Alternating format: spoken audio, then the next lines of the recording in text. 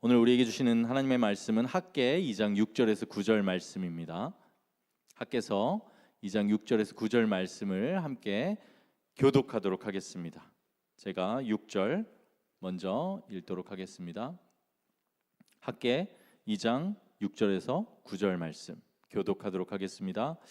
만군의 여호와가 이같이 말하노라. 조금 있으면 내가 하늘과 땅과 바다와 육지를 진동시킬 것이요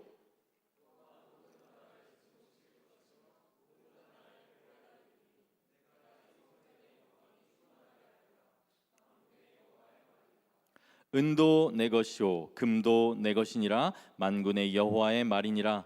이 성전의 나중 영광이 이전 영광보다 크리라. 만군의 여호와의 말이니라. 내가 이곳에 평강을 주리라. 만군의 여호와의 말이니라. 아멘. 오늘 본문 이제 계속 우리가 학개서 보고 있는데요. 한 주 VIP 초청 예배로 다른 말씀 다뤘고 오늘 이제 학개서로 다시 돌아왔는데, 오늘 우리가 함께 읽은 이 본문 말씀의 배경은 우리가 2주 전에 들었던 말씀과 그 배경이 동일해요. 낙심에서 다시 일으키시는 은혜라는 제목으로 제가 말씀 전했었는데, 이 성전 재건을 시작하고 어렵게 시작했는데 한 달 정도 지나니까 다시 낙심이 됐어요. 다시. 그리고 오늘 본문 내용을 보면, 이제 본문의 배경을 보면 대적들까지, 방해까지 있었던 이제 이런 상황에서 이전의 말씀과 오늘 또 이 말씀도 주시는 것입니다. 여러분, 사면초가라는 말 아시죠? 사면초가, 사자성어. 아무에게도 도움을 못 받고 외롭고 곤란한 지경, 이런 말이에요. 앞뒤좌우 다 막혀 있는 것 같은 거. 진퇴양난, 뭐 이런 말이랑 비슷한 말이죠. 여러분도 그런 경험을 경험하신 적이 있으시죠? 우리들의 삶에도 이렇게 앞뒤 좌우가 다 막혀 있는 것 같은 그런 때가 있습니다. 앞길은 잘 안 보이는 것 같고, 그렇다고 뒤로 돌아가기에는 늦은 것 같고, 돌아갈 길도 없고, 그리고 양옆과 주위를 둘러봐도 어떤 도움을 받기가 어려운 것 같은 이제 그런 상황에 처할 때가 있죠. 그리고 사실 뭐 거창한 일이 아니더라도 우리들이 살아가는 인생 자체가 문제와 어려움의 연속이죠. 여러분 나이 정도 되면 이제 조금 그런 것들을 알기 시작할 때 아닌가 싶어요. 대학을 가면 다 끝나는 줄 알았는데, 취업을 한번 하면 끝나는 줄 알았는데, 뭐 혹은 결혼하면 끝나는 줄 알았는데, 그런 게 아닌 거죠. 인생에는 항상 그 문제 뒤에 또 문제가 있고, 이런 거창한 일들도 인생의 큰일 아니더라도 이 문제가 해결됐더니 보니까 또 다른 문제가 생기고, 이런 것이 사실 우리가 살아가는 이제 인생이라는 거죠. 자, 이렇게 또 막막한 것을 경험하는 분들도 계실 거고, 우리 인생 자체가 이런 어려움의 연속인데, 이런 상황에서, 비슷한 이스라엘 백성의 상황에서 성경이 오늘 어떤 메시지를 주는지 말씀에 한번 귀를 기울여 보시기 바랍니다. 먼저 오늘 이런 상황에서 이스라엘 백성들에게 하나님께서 굉장히 위대한 약속을 주세요. 약속. 이것은 하나님의 약속이자 예언이에요. 약속. 아시죠? 하나님은 무조건 약속을 이루세요. 그렇죠? 그렇기 때문에 그 약속은 예언이에요. 함께 오늘 읽은 본문이 그 약속이자 예언인데, 본격적으로 이 본문에 들어가기에 앞서서 우리가 구약의 어떤 예언과 약속을 볼 때 우리가 생각해야 되는 큰 틀이 있어요. 두 가지의 이 관점에서 구약을, 그리고 구약의 약속을 여러분들이 보실 수 있어야 되는데요. 이 두 가지 관점을 기억하세요. 첫째, 하나님께서 이 약속을 구약의 역사 속에서 어떻게 이루시는가. 하나님이 약속하시잖아요, 이스라엘 백성들한테. 근데 그걸 구약 역사 속에서 실제로 어떻게 이루시는가, 이걸 우리가 성경을 통해서 봐야 돼요. 두 번째는 하나님께서 이 약속을 그리스도를 통해 어떻게 이루시는가, 우린 이걸 봐야 돼요. 그러니까 구약의 역사 속에서 이 약속이 어떻게 이루어지는지를 봐야 되고요, 그리스도를 통해서 이 약속이 어떻게 이루어지는지를 봐야 돼요. 이 두 가지 관점이 우리가 성경, 특별히 구약을 바르게 이해하게 해요. 첫 번째 질문을 통해서는 실제 하나님께서 구약의 역사에 개입하셔서 일하셔서 문제를 해결하시고 실제 다스리신다는 것을 우리가 알게 돼요. 그렇죠? 그러면서 우리의 삶에도 동일하게 그 하나님께서 개입하시고 역사하신다는 신뢰와 믿음을 가지게 되죠. 그렇죠? 그런데 여기에만 또 머무르면요, 우리는 하나님을 이렇게 문제 해결자로만 보게 될 수가 있어요. 어떤 내 문제를 해결해 주는, 개입해서. 그런데 중요한 것이, 그렇기 때문에 이 첫 번째에만 머무르면 안 되고, 항상 이 구약의 역사가, 구약의 예언이 그리스도 안에서 어떻게 이루어지는가, 예수님께서 이 약속을 어떻게 이루셨는가, 우리가 이것을 알고 이 내용을 믿을 때 이 약속은 오늘 우리에게 그리스도 안에서 적용되는 약속이 되는 거예요. 그냥 하나님께서 우리의 인생을 물론 돌보시죠. 문제도 해결하시죠. 그렇지만 그것뿐만 아니라 초월해서 지금 예수님께서 우리에게 주신 약속이 되는 거예요. 구약의 약속이. 이게 그리스도 안에서 이루어진 약속이라면. 그래서 이 두 가지 관점이 다 필요해요. 여기서 한 방향으로 치우치면 안 돼요. 둘 다 봐야 되는 거예요. 마찬가지로 우리의 삶 속에서도 하나님께서는 역사하시지만 또한 그것은 우리 주 예수 그리스도를 믿게 하시는 하나님의 역사예요. 이 두 가지를 항상 여러분이 기억을 하셔야 돼요. 자, 그러면 이제 먼저 구약의 역사 속에서 오늘 이 성전의 영광이 충만하게 하리라, 지금 낙심해 있고 사면 초가의 상태에 있는 이스라엘 백성들에게 이런 약속을 주시는데, 구약 역사 속에서 이 약속을 하나님이 어떻게 이루시는가, 그 내용을 한번 먼저 볼게요. 오늘 이 학개서의 말씀이 구약의 에스라서와 배경이 동일해요. 에스라서에서 그 내용을 좀 구체적으로 볼 수가 있는데, 이때 대적의 방해가 있었던 것을 볼 수가 있어요. 알 수가 있어요. 지금 에스라서 5장 6장의 내용이 쫙 나오는데 그 내용을 뭐 다 말씀드리고 싶지만 요약해서 말씀을 드리면, 지금 이 학개의 메시지로 인해서 낙심해 있는데 어쨌든 다시 성전을 재건하려고 애쓰고 있잖아요. 근데 그때 이스라엘의 대적들, 총독 다뜨네와 스달보스네와 그 동료들, 동관들이라고 하는데 이 등장해요. 대적들이 나타나요. 방해자들이 나타나요.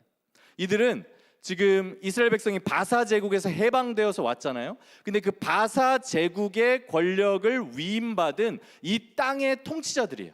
통치자들. 지금으로 치면 시장 같은 사람들이에요. 시장, 뭐 그 지역의 총리, 이런 사람들이란 말이에요. 권력자들, 공무원들이에요. 관리들이에요. 막강한 권력을 가지고 있는 사람들인데, 그 사람들이 이제 이렇게 와서 말하는 거예요. 성전 재건을 막 열심히 하려고 하는 이스라엘 백성들에게 에스라서 5장 3절이에요. 누가 너희에게 명령하여 이 성전을 건축하고 이 성곽을 마치게 하였느냐, 이렇게 묻고 있는 거예요. 이렇게 협박하는 거예요. 위협하는 거예요. 그리고 이제 4절이 이어지는데, 이 4절은 이렇게도 번역이 가능해요. 이 성전을 다시 재건하고 있는 자들의 이름이 뭐냐, 이렇게 묻고 있어요. 그러니까 상당히 위협적인 방해죠. 권력을 가지고 있는 사람들이 와서 너 지금 무슨 권한으로 이 일을 하고 있고, 너 이 일들 하고 있는 사람들의 이름이 무엇이냐 묻고 있는 거예요. 그러니까 이스라엘 백성들 입장에서 상당히 위협을 느낄 만하고 되게 두려워할 만한 지금 그런 상황이죠. 지금 이스라엘 백성들이 하고 있는 일이 뭐예요? 성전을 재건하고 있어요. 그렇죠? 이거는 하나님께서 시키신 일이에요. 그렇죠? 그 시대의 시대적 사명이에요. 근데 그 일을 진행하는데 지금 방해가 있습니까? 없습니까? 방해가 있어요. 여러분, 이걸 통해서요, 여러분이 인생에서 가치 있는 일을 추구할 때, 특별히 하나님께 순종하며 어떤 길로 나아갈 때 어려움이 있다는 것을 여러분 꼭 기억하시기를 바라요. 우리는 어려움이 있으면 이게 길이 아닌가? 이렇게 생각해요. 아니요. 상황과 환경을 통해서 여러분의 방향을 결정하지 마세요. 여러분의 방향을 결정하는 건 하나님의 말씀이시고요, 하나님의 기뻐하시는 뜻이 되어야 돼요. 그런데 그 길로 나아갈 때 방해와 어려움이 있다는 거예요. 없지 않다는 거예요. 지금 이 이스라엘 백성들처럼. 여러분 이걸 기억하시고요. 그러면 이런 때에 어떻게 해야 되냐? 우리가 하나님의 명령을 받고 순종하며 나아가는데 어려움이 생겼을 때 상황과 환경이 흔들리고 걱정하고 근심하고 일을 중단하는 것이 아니라, 그때는 이렇게 해야 돼요. 순종의 길에서 어려움이 찾아왔을 때는 그 일을 하나님께서 맡기시고 나에게 은혜를 주셨던 그 성령의 충만함 가운데 주셨던 그 은혜와 메시지를 다시 기억해야 돼요. 다시 돌아봐야 돼요. 제가 그래서 여러분들 수련회 다녀오거나 뭔가 은혜 받았을 때 적으라고 말씀드리는 이유예요. 어떤 묵상 글들을 기록하라고 말씀드리는 이유예요. 정말 하나님께서 말씀하셨고 그때는 내가 부인할 수 없이 하나님의 감동에 의해서 그것들을 받아들이는 때가 있단 말이죠. 근데 희미해져요. 그리고 어려움이 오면 그것을 쉽게 우리는 놓쳐요. 그렇게 되면 안 되고, 그 어려움이 있을 때 그것 때문에 중단하는 게 아니라 성령의 충만함 가운데 주셨던 그 메시지를 다시 기억하고 그때의 마음으로 돌아가서 그 일을 계속해 나가야 된다는 거예요. 그렇게 할 때 우리는 하나님의 일을 볼 수 있어요. 이스라엘 백성들이 이때 이렇게 했어요. 두려움과 염려 가운데 재건을 멈추는 것이 아니라 지지난주에 살펴봤죠. 마음을 굳세게 하고 스스로 일할지어다, 이 약속을 붙들고 계속 나아갔던 거예요. 그리고 이제 이야기가 이제 계속 이어지는데요. 이 이야기의 결말이 이 하나님을 의지하고 계속해서 순종함으로 나아갈 때 하나님께서 어떻게 일하시는지를 보여줘요. 이 방해자들이 성전을 이제 공사를 중단시키려고 했잖아요. 그것을 위해서 움직였어요. 그렇게 하기 위해서 지금 어떻게 하느냐? 이 제국의 왕에게 이 사실을 보고했어요. 이 사실을 보고했어요. 그리고 답신을 기다렸어요. 사실 이제 제국의 왕이 어떻게 명령하는지에 따라서 이 모든 계획이 이제 이루어질 수 없고 이스라엘 백성들은 실제로 위험해질 수도 있는 그런 상황에 왔어요. 그러니까 여기까지만 보면 이제 막 더 큰 위험이 오는 것 같은 그런 상황이에요. 학계의 말을 듣고 재건을 했지만 그것 때문에 오히려 더 큰 어려움과 핍박에 이제 봉착하는 것 같은 그런 상황인데, 그런데 이제 그렇게 이야기가 끝나지 않는다는 거예요. 이 지점에서 오히려 우리의 시야와 우리의 능력을 넘어서 하나님께서 이제 일을 하기 시작하세요. 다리오 왕이 대적들의 이제 보고를 듣습니다. 제국의 왕이 그렇게 하고 어떻게 하냐? 왕실의 문서 보관소를 조사하도록 명령해요. 그리고 거기서 이제 찾아내는 거예요. 뭘 찾아내냐? 이스라엘 백성에게 실제로 고레스 왕이, 선대 왕이 내렸던 칙령을 찾아낸 거예요. 이 칙령에는 고레스 왕이, 이 다리오 왕의 선대 왕이 성전을 재건하도록 해라, 이 명령과 함께 거기에 드는 비용 전액을 왕실에서 충당해라. 그리고 성전에서, 이스라엘 백성들의 성전에서 가져온 게 있으면 그거 다 돌려놔라, 이런 칙령이 있었어요. 그것을 오히려 찾아내게 된 거예요. 그리고 이게 이 이야기의 결론이에요. 이 선대 왕의 칙령을 확인한 다리오 왕은 이렇게 확실하게 명령을 내립니다. 우리말 성경으로 읽어드릴게요. 하나님의 성전 짓는 일을 가만히 두라. 유다 총독과 유다 장로들이 원래 자리에 하나님의 성전을 재건하게 놓아두라. 지금 다리오 왕이 내리는 거예요. 사실을 조사하고 그 보고를 받았지만 또한 내가 칙령을 내리노니, 다시 한번 칙령을 내리는 거예요. 너희는 하나님의 집을 짓는 유다 장로들을 위해 할 일이 있다. 곧 이 사람들에게 드는 경비는 왕실의 것으로 충당하되 유프라테스 강 건너편 지방의 세금에서 다 내도록 해서 성전 짓는 일에 지장이 없도록 하라. 하늘의 하나님께 번제물로 드릴 수송아지와 순양과 어린 양, 또 밀과 소금과 포도주와 기름 등 필요한 것은 무엇이든지 예루살렘 제사장들이 요청하는 대로 날마다 빠짐없이 주도록 하라. 또 내가 칙령을 내리노니 누구든 이 칙령을 변경하면 그 집에서 들보를 빼내 그것으로 그를 꿰어 매달 것이요 그 집은 이 때문에 거름더미가 될 것이다. 이렇게 이야기가 진행되고 맞춰지는 거예요.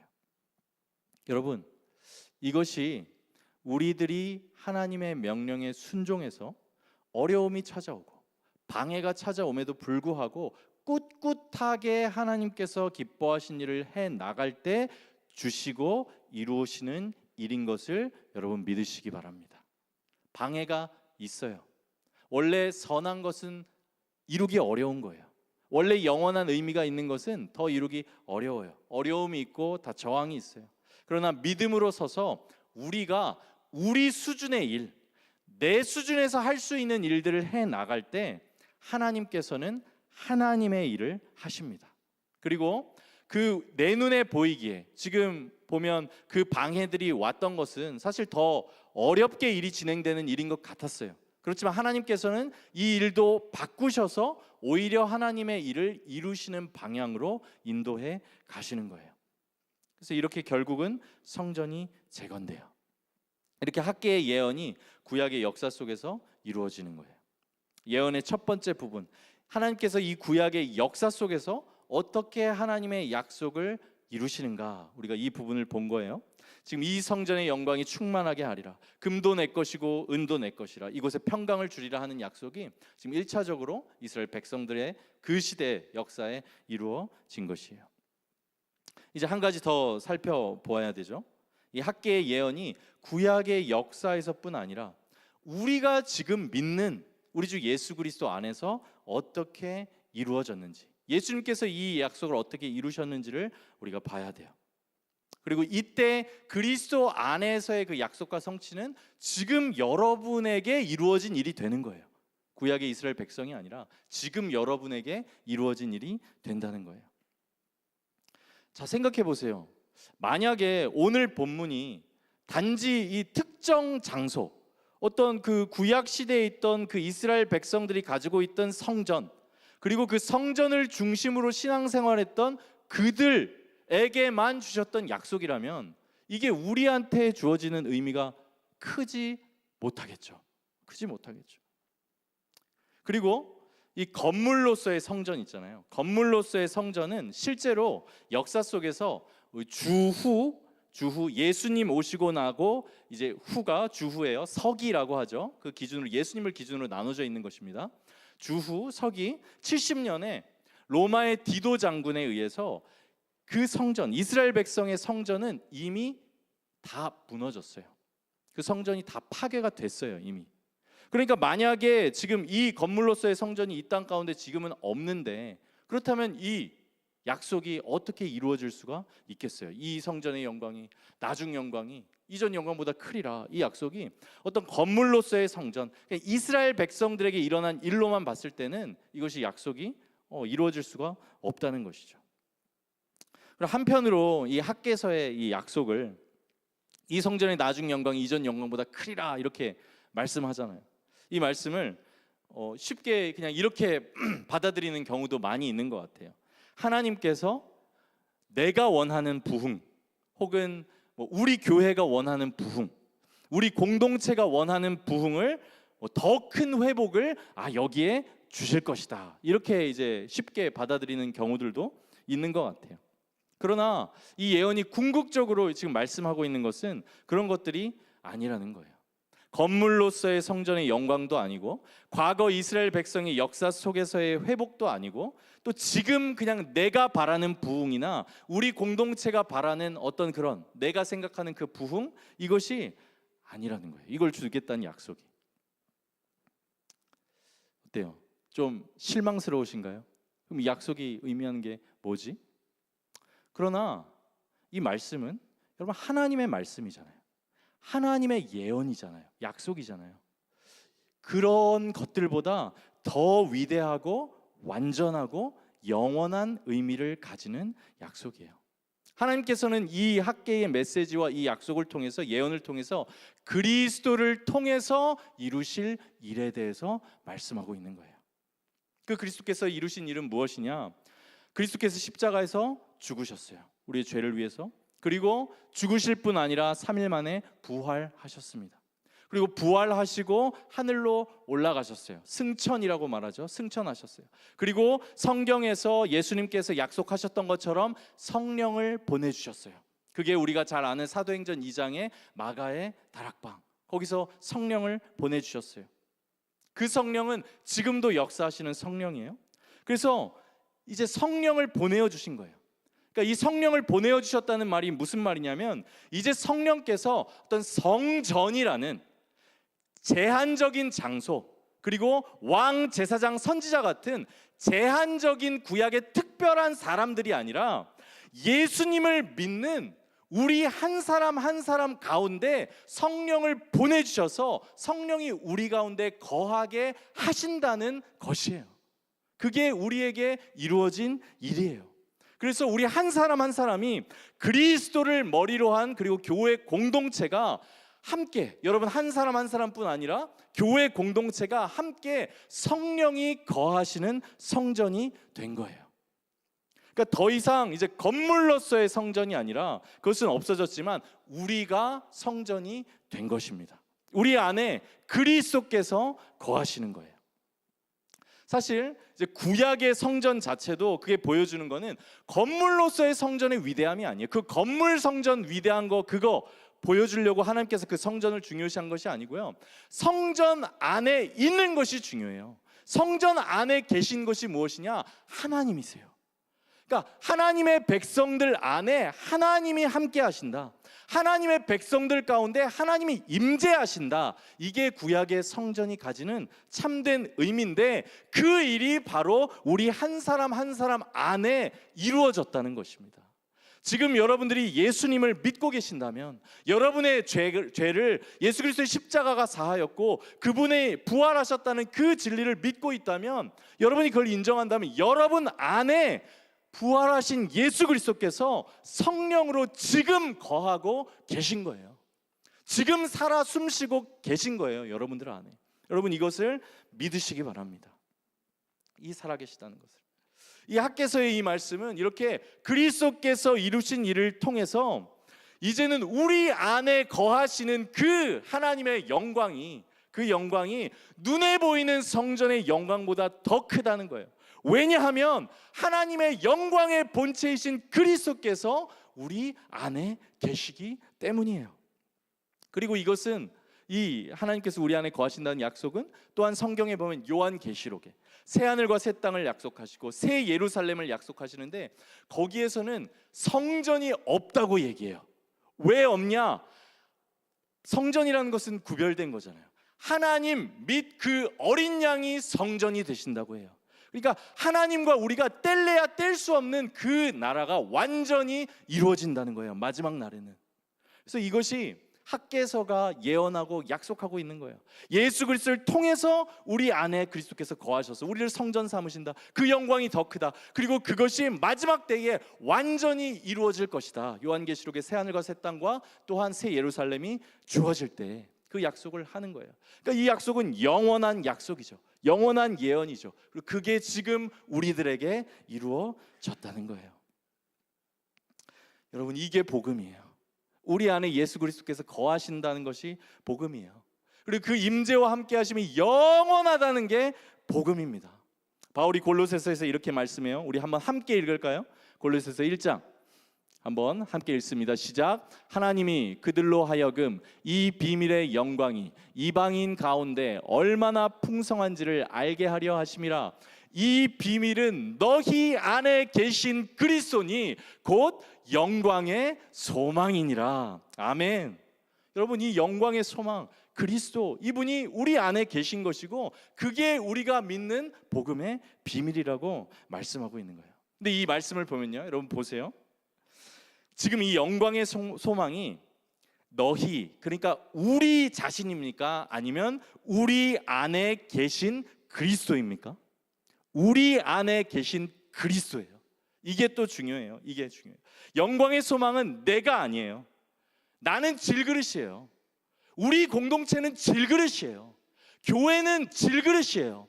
근데 그 안에 그리스도께서 거하신다는 거예요. 그게 영광이라는 것입니다. 우리 안에 계신 그리스도가 영광이라는 거예요. 여러분 이걸 기억하세요. 우리는 질그릇이에요. 근데 이게 우리한테 자유함과 위로와 능력을 주는 것 아십니까? 우리가 보배가 되려고 하면 우리는 낙심이에요. 비교입니다. 그러나 우리는 질그릇이에요. 근데 질그릇 안에 하나님께서 보배를 두신답니다. 그리고 그 보배를 영원히 내 안에 거두실 뿐 아니라, 내 안에 두실 뿐 아니라 완성하시겠대요. 끝날에. 얼마나 감사합니까?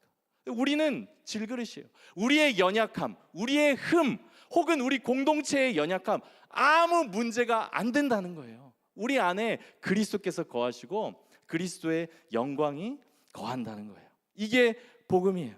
우리 질그릇 안에 보배가 담긴 것. 우리 영광스럽지 않은 우리 안에 영원한 하나님의 영광이 있다는 게 여러분 복음이에요. 고린도후서 4장 7절 말씀 이 말씀도 한번 함께 읽습니다. 시작. 우리가 이 보배를 질그릇에 가졌으니 이는 심히 큰 능력은 하나님께 있고 우리에게 있지 아니함을 알게 하려 함이라. 아멘.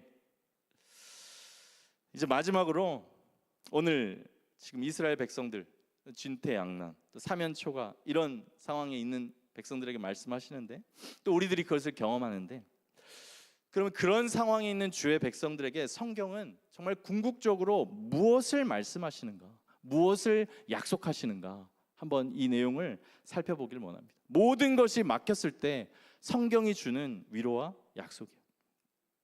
우리도 때론 이런 상황을 경험하죠. 그럴 때 우리가 바라는 건 뭔가요? 기도하는 건 뭐예요? 보통 문제 해결, 그렇죠? 여러 가지 문제들이 있을 때 우리가 바라는 것, 어려운 일이 있을 때 바라는 건 문제 해결이죠. 우리가 앞뒤 좌우 막힌 걸 사면초가라고 하잖아요. 앞길이 열리길 원하는 거고, 그렇죠? 그리고 옆에서 도움이 오기를 바라는 게 우리 마음이죠. 우리 기도기도 하고요. 물론 하나님께서 그 모든 일을 하실 수 있어요. 그리고 그렇게도 역사하십니다. 오늘 구약의 역사가 또 그걸 보여주잖아요, 그렇죠? 말도 안 되는 상황에서 하나님께서 그들의 방해까지도 하나님이 바꾸셔서 완전한 칙령으로 되돌려 보내셔서 그 일을 성취하시잖아요. 그런 일들 이루세요. 그러나 하나님의 뜻이라면 하나님께서 그렇게도 하시지만, 그러나 문제의 해결 자체가 여러분 하나님의 뜻은 아닙니다. 여러분이 이것을 기억하시길 바라요. 우리가 지난주에 레아 이야기 제가 들려드렸어요. 레아가 계속 원한 게 뭡니까? 야곱의 사랑 아니었어요? 야곱의 사랑? 근데 그 사랑을 얼마나 구했어요? 얼마나 갈망하고. 근데 하나님께서는 물론 그 레아의 마음을 보시고 아시고 공감하시고 긍휼히 여기셨어요. 그렇게 하지 않으신 건 아니에요. 그리고 아들들도 주셔서 상황과 환경을 통해서 소망도 주셨어요. 그러나 하나님께서 궁극적으로 그녀를 인도하신 곳은 야곱의 사랑을 얻는 자리가 아니라, 여러분 우리가 세상의 사랑을 얻는 자리가 아니라 하나님을 알고 믿고 찬양하는 자리로 하나님은 인도하신 것을 여러분 기억하시기 바랍니다. 문제 해결이 아니에요. 마찬가지예요. 우리들의 인생에서 내가 원하는 거, 내가 해결되길 바라는 그 부분, 그게 궁극적인 우리 인생의 문제 해결이 될 수 없어요. 제가 말씀드렸잖아요. 이 문제 뒤에 저 문제 생겨요. 저 문제 뒤에 또 다른 문제 생깁니다. 문제 해결만 끝까지 바라보면, 문제 해결만 놓고 기도하다가 하나님의 그 크심, 그 복음의 놀라움은 알지 못하고 그냥 거기에 사로잡혀서 평생을 살아가게 될 거예요. 결국 거기에 그냥 우리 신앙도 머무르게 되는 거예요. 저는 그것은 하나님께서 원하시는 신앙생활이 아니라고 생각합니다. 물론 하나님은 우리를 다스리시고 섭리하시고 함께 하시지만 하나님이 원하는 지점은 그 지점이 아니에요. 그러면 사방이 막혔다고 느껴질 때 하나님은 무엇을 원하시느냐? 성경은 무엇을 약속하느냐? 사방이 막힐 때 하나님께서는 우리가 앞길이 아니라, 옆에 도움이 아니라, 내 뒤가 아니라 하늘을 바라보시기를 바라신다는 것을 여러분 믿으시기 바랍니다. 하늘을 바라보기를 원하세요. 그리고 하늘을 여십니다. 하나님께서 정말로 하늘을 여십니다. 하늘을 여신다는 것은 상황과 환경을 바꾸어 주는 것만이 아니에요. 상황과 환경을 초월할 수 있는, 그 상황을 능히 감당할 수 있는 복음의 능력과 힘을 주신다는 것이에요. 이것이 진정한 복음의 능력이에요. 이게 진짜 능력이에요. 인내할 수 없는 상황에서 인내하는 것, 내가 버틸 수 없는 상황에서 정말 그것에 자족하고 감사하며 살아가는 것, 낙심할 수밖에 없는데 하늘의 기쁨을 누리며 살아가는 것, 이게 복음의 능력이에요. 복음이 믿고 누려짐으로 나타나는 하나님 나라의 능력이에요. 우리가 변함없이 구해야 될 것은 이것이에요, 여러분. 물론 우리는 연약한 존재이기 때문에 내 문제를 놓고 기도해야 돼요. 기도해야 됩니다. 그러나 정말 중요한 것은 하나님을 정말 바라보는 것이고요. 그 하늘이 우리에게 열리는 것이 우리에게 필요한 것이에요. 이 하늘이 우리에게 열릴 때 하나님과의 관계가 열리고 그 막힌 상황 같은 그런 상황 가운데서 복음이 믿어질 때 아무리 어렵고 소망 없어 보이고 길이 없어 보여도 하나님의 말씀이 주시는 위로와 예수 그리스도의 복음을 통해 주시는 위로 때문에 기쁨으로 살아갈 수 있습니다, 여러분. 저도 몇 주 전에도 얘기했지만 힘들 때가 있어요. 여러분도 아시겠지만 늦은 나이에 뭐 진로를 바꿔서 신학 공부하고 또 그 과정에서 또 힘든 일도 겪고 이 길을 걸어가고 있어요. 그리고 때로 진짜 연약해서 뭐 비교도 되기도 하고요, 낙심도 되기도 합니다. 근데 정말 그럴 때마다 하나님의 은혜를 구할 때 하나님께서는 하늘을 열어주시는 것을 정말 경험해요. 그러면서 제가 정말 믿게 된 말씀이 있어요. 믿어지게 된 말씀이 있어요. 에베소서 2장 5절에서 6절 말씀인데요, 한번 함께 읽죠. 시작. 허물로 죽은 우리를 그리스도와 함께 살리셨고 또 함께 일으키사 그리스도 예수 안에서 함께 하늘에 앉히시니. 여기 살리셨다고 나와요. 일으키셨다고 나와요. 다 과거거든요. 하늘에 앉히셨다고 말씀해요. 우리가 예수 그리스도를 믿을 때 이 모든 것이 전부 이미 이루어진 일이라고 성경은 말씀해요. 이 중에 저는 하늘에 앉히셨다, 이 말이 정말 믿어지기 시작했어요. 너무 감사해요. 저한테도 이게 믿어지기 시작해요. 내가 하늘에 앉혔다는 것이. 오히려 이 세상적인 앞길을 생각할 때는 앞길이 다 막혔다고 생각이 들기도 하지만 그 들 때가 저에게는 오히려 그 복음이 믿어지는, 하늘이 열리는 때가 된 거예요. 그리고 솔직히 말하면 그때야 내가 뭐가 길이 다 막혀 있다는 걸 인식할 때야 하늘을 바라보게 되더라고요. 하늘을. 그 전에는 그렇지 못하는데 정말 소망이 약하구나, 없구나라는 것을 느껴질 때 내가 하늘을 바라보게 되더라고요. 그러면서 하늘에 앉혔다, 이 진리가 정말 마음으로 믿어졌어요. 이 복음을 누리면서 비교가 사라져요. 정말 내 삶을 누리게 돼요.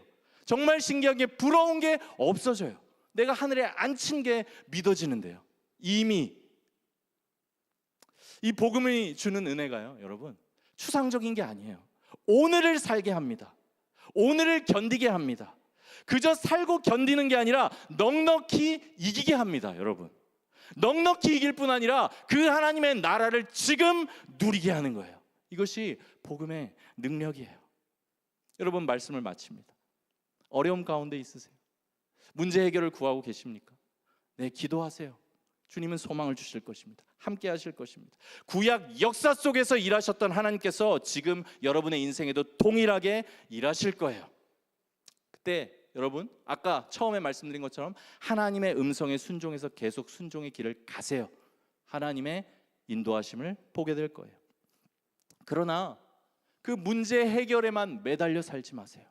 물론 우린 연약하기 때문에 기도해야 되지만 우리는 이 땅의 문제에 얽매여 사는 자가 아니라 하늘에서 그 문제를 내려다보며 기도할 수 있는 사람들이 되어야 할 줄로 믿습니다. 오히려 이 땅에서의 소망과 가능성이 막히는 일들이 있다면 그 일을 통해서 하늘을 바라보시고 복음의 진리가 믿어지는 은혜가 여러분과 제 가운데 있기를 원합니다. 우리가 질그릇이 아닌 보배에 집중하게 되고 나를 하늘에 앉히셨다는 복음의 진리가 믿어질 때 여러분, 상황 환경에 눌리는 것이 아니라 그것을 넉넉히 이기며 나아갈 수 있을 것이에요. 이것이야말로 복음의 능력입니다. 하나님의 나라는 말에 있지 아니하고 오직 능력에 있음이라. 이 능력은 실제적인 능력이에요.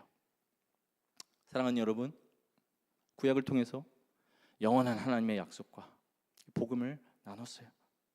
어려움 가운데 계속해서 주님께서 기뻐하시는 길로 나아가시는 가운데 하나님을 경험하시고요, 그리고 그 어려움 가운데 그 어려움을 묻히지 마시고 하늘을 바라보심으로 하나님의 나라 누리시면서 넉넉히 승리하며 살아가시기를 바랍니다.